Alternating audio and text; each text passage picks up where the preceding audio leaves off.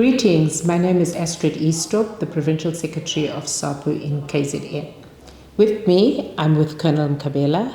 Good day, ma'am. My name is Thokozane Clement Mkhabela, but my police name is Lieutenant Colonel Mkhabela, working in Richards Bay Detectives. As from long ago, from 1998, I started there up until now.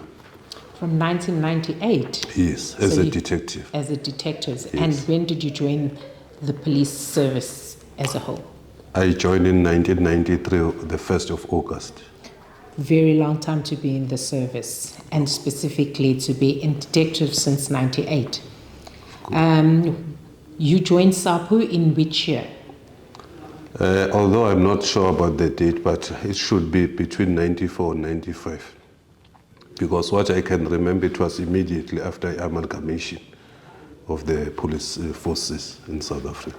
And what is the main reason that made you decide to join SAPU? I was recruited by the shop steward by then, Emmanuel Nkwanyan, and he told us the benefit of being a SAPU member in terms of you'll be protected in terms of work-related malpractices or unfair labor practices. You'll be also a member who can be assisted in terms of your death. You'll be also be assisted in terms of being the part of the team, winning team of SAPU, because he further told me that SAPU is a union that is not politically affiliated. If you are proud of being a policeman who's not being coerced with politics and other things, just genuine policemen join this union called South African Policing Union. Colonel, since you've joined SAPS, have you ever experienced any injustice within the workplace? Yes, of course, ma'am, I've experienced, but recently, after so many years in the police service, never experienced anything. But in 2022, I was charged with a departmental case which had 2 counts of charges. Please, Colonel, take us through what actually transpired there and how did you feel when you were charged after so many years? Actually, ma'am, there is a town next to our working place, which is Mpangeni. Mpangeni and Richards Bay is a difference of 15 kilometers, if I may estimate.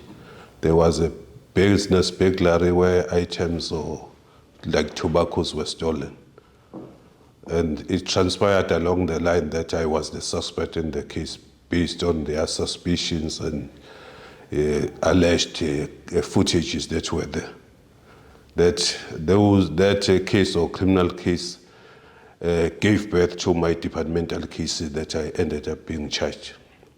They said it was a Regulation 5, I think subsection T, Regulation 5.3 subsection T, and Regulation 5 subsection U. I can't remember because documents is not in front of me. So those cases, they really traumatized me.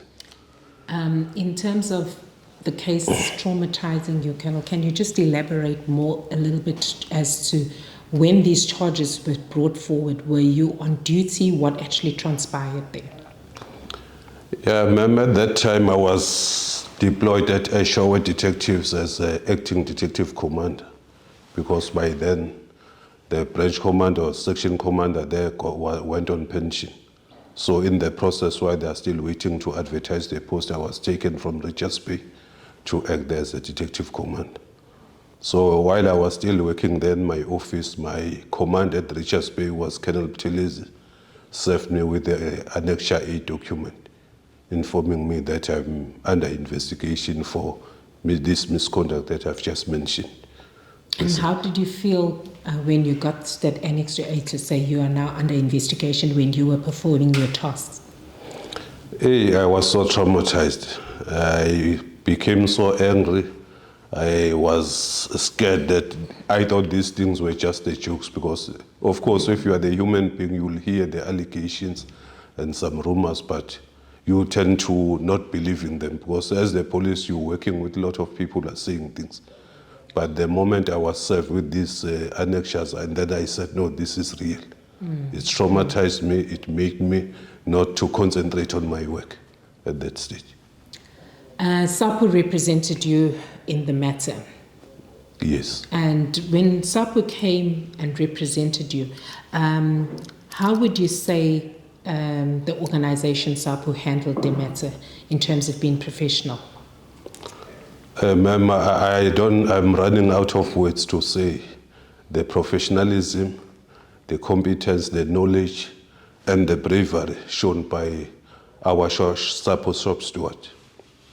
Because it started with Mr. Ndawonde Mbonseni, he's a captain with this police rank.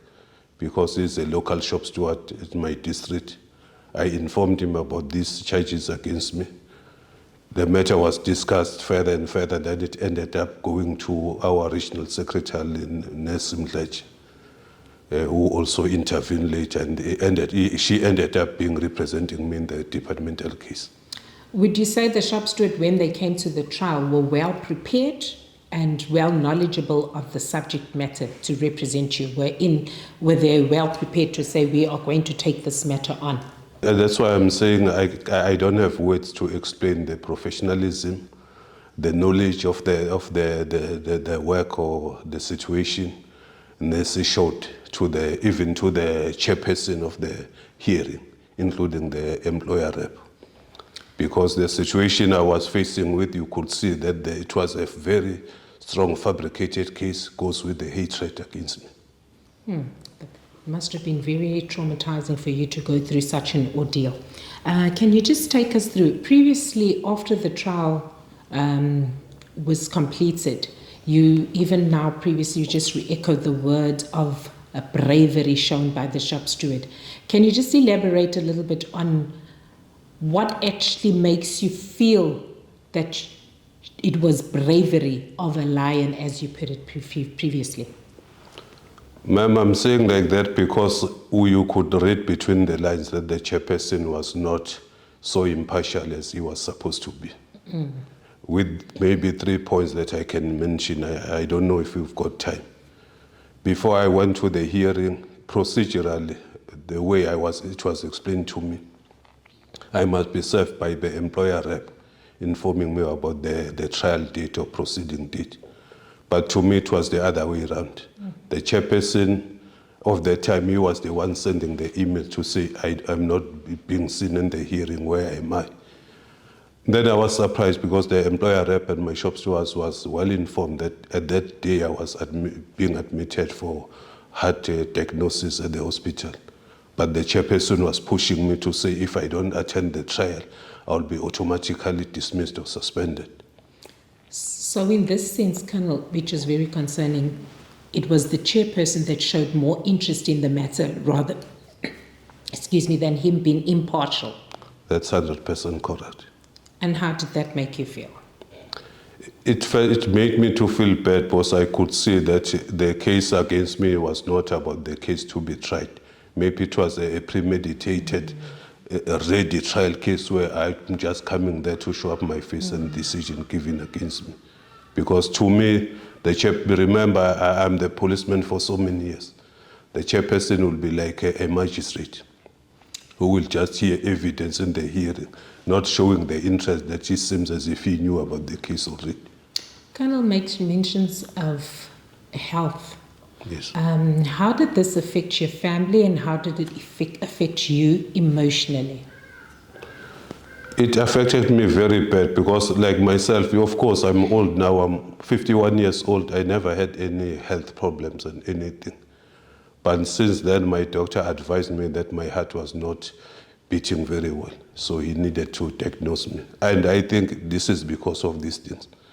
Because the war that I was fighting now, it was more of a departmental case. It was about people who are ganging up against me, wanted him to make sure that I'm getting dismissed in the police. And in turn, how did your health affect your family members? It affected them because to me, I'm known as a well-dedicated policeman. I cannot praise myself, but people in the community will talk on my behalf. Even my children, they know me as a good policeman who used to arrest serious and violent criminals, putting them inside. When they could see me, and I have to tell this thing because they could see me changing the behavior, that at work and things are not right. So I have to tell them, this is the situation I'm facing with. You might lose your bread because I'm the one who's putting bread on the table in my family. That must have been quite devastating. And what was the outcome of the trial, if you can just take us through? Ma'am, through the hard work and fighting of Ms. Kanyile with her knowledge and challenging every issue that was posed against us, I won the case with not guilty.